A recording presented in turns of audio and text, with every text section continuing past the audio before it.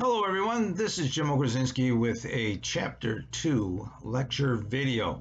So as I mentioned here in the readings and activities section in the course unit, we want to focus on a few sections in Chapter 2, those being listed here about now developing a focused knowledge, move away from that working knowledge on your topic into a more focused approach about how your topic may develop, which may in many ways help you narrow a topic, talking about a thesis, and ultimately what is a good source in today's age of information technology, determining what is a good source and what is not a good source is important as adding reliability and credibility to your sources and establishing information for your particular research topic. So we'll talk about living sources and interviews at the end of the video. But as you can see here, I'll post up the lecture video, and I've also created a link to a YouTube video for how to create MLA citations, which will be required for the annotated bibliography and the research essay. So I mentioned the discussion boards that'll be due this week. And once again, the link to the Curious Researchers slide presentation that is located in a folder, and I'll get to that in a second. So since this is a short 5-week online course, what we do here is I've put together a bunch of links that Professor Jason Ertz from our COD library has provided to instructors over the course of the last several years. Apparently, really during the pandemic, many of these links have been beneficial in helping students research the library and work through the library information in all the databases. So you have many links here. He talks about chasing citations, about using the databases. Many of these videos might be a bit long. You might be able to skip through them and grab your tips. I suggest chasing citations and Google tips to get you moving on research for your topic, right?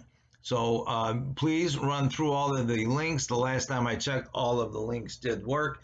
If for some reason a link does not work, please let me know and I'll work on correcting that particular link. Also, here's the assignment for the annotated bibliography. It is worth 30% of your course grade. It is the major research document that you will prepare to find sources and work with sources for your research essay. So I've made some adjustments to the categories here for this short summer course. I have a minimum of 6 sources. 1 or 2 from each category is listed below. I'm looking for published books and articles. This is something from the really reputable databases out there through the library. Also, the internet sources are generally where you'll search through some of the more informal sources that are available on the internet through Google. And then I've also included multimedia sources, which is really documentary films, TED presentations, YouTube videos, if they're substantial, are all eligible to be used. So you also have to create an annotation along with each of your sources. So please read this assignment carefully. I provide an instructional video. Once again, I did make some adjustments from a full semester or an 8-week course. I've taken away the surveys and interviews because of our short time frame.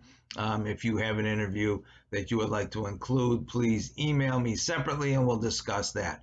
I also provide a sample of the annotated bibliography that you can look at. This is really one that's designed for a 16-week course. So there's going to be 8 sources and different types of criteria there. So note the differences. Also, I provide an instructional video here for what is an annotation. So your annotation is a 3-part process to introduce the article, summarize the article, and then also respond to what you find most interesting and the relevance about your source. In other words, you're telling me the credibility and the reliability and what it's actually adding to your particular process. So I have here the explanation of an annotation with an instructional video once again, an example and an instructional video for the annotated. If you have any questions after viewing any of these links, please take the time to send me an email sooner rather than later, and we'll work through any information that you may need further to move this along. So just going to the textbook real briefly, we just want to highlight on a few sections about thinking about your research routine and what works well for you as a researcher. All right, how to plan for your dive into your particular topic is a relevant slide here. Keyword searches, and you'll find that information really important in the library research section in the course unit, and Jason's links there, so he'll provide you the importance of keyword searches.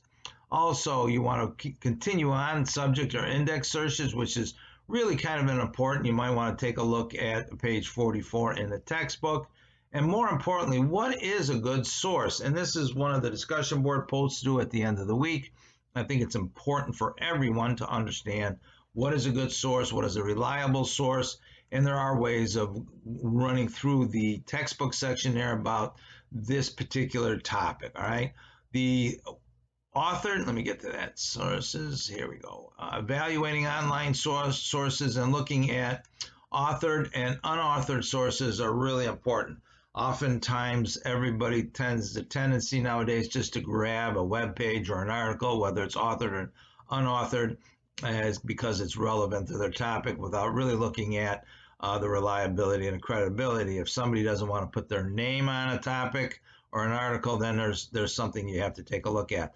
There's an excellent flow chart there in the textbook in Chapter 2 about how to work with authored and unauthored sources depending upon where you find them.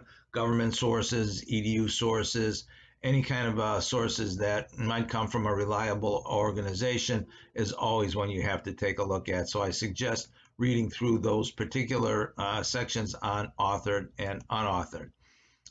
Interviews, if you have some time, take a look and a read at the interview information here in the Google slide presentation. It talks about interviews. Interviews are relevant sources. I just didn't include them in the annotated bibliography this time around. Sometimes you have to wait for interviews, and we just don't have time in a 5-week class. The same thing with surveys. If you put a survey out, you have to wait for it to get responses in order, and you have to have sufficient responses in order for it to be really relevant and apply to your topic, and we may not have the time for that. So that's the reason why I've moved away from those particular sources, as you can see here, and just created the kind of sources that you can do easily and quickly through the library and the internet. Okay, if you have any questions about Chapter 2 or the annotated bibliography after reading and viewing all the videos, please send me an email. Good luck.